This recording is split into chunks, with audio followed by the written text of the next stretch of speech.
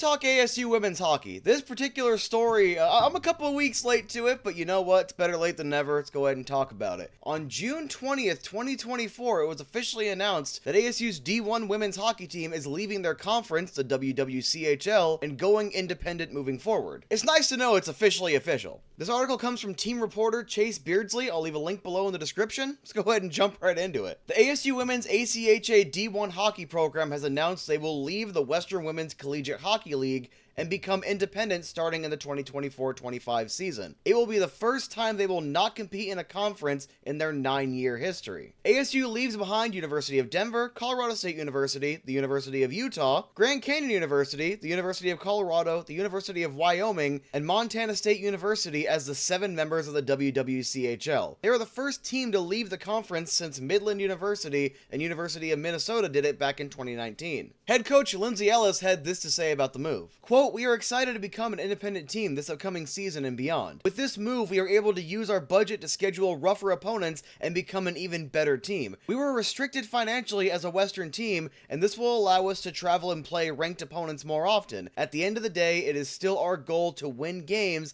and qualify for the national tournament.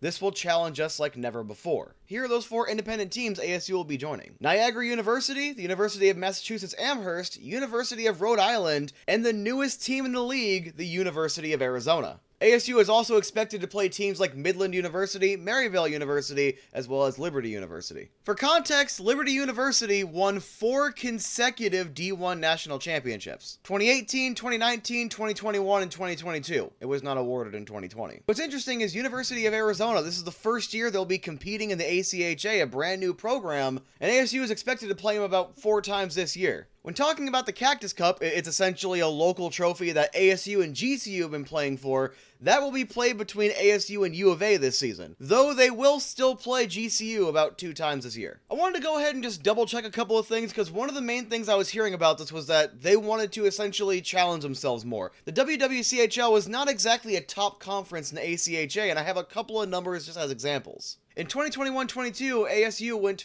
15-9-0. They were number 2 in the WWCHL, and if you include University of Utah, who was 8-7-1-1, they were one of 3 teams that were 500 or better in the WWCHL. In 2022-23, they went 18-4-0-2. They won the WWCHL, and they were one of 3 teams that were 500 or better. Last year, 2022-23, they went 21-3-0-1. They won the WWCHL for the 2nd year in a row, and they were the only team in that conference that was 500 or better. One more interesting fact, they were 15-0 against the other WWCHL teams. ASU's D1 program showing this level of dominance in their conference is a massive step forward and should help them continue to build the program and get closer to going NCAA. That being said, a national title would help, and having to play stronger teams throughout the year is going to help them overall, because yes, playing in the WWCHL, if they win that conference, they get a free ticket to the dance. However, they're playing against lower competition, and that's not exactly going to reflect well in the rankings. We saw it plenty of times last year, despite the fact that their record was so lopsided. They were never really ranked that high because the strength of schedule and strength of conference just wasn't there, despite beating some pretty impressive teams like Maryville. I do think this move will help the program, get them one step closer to jumping NC2A,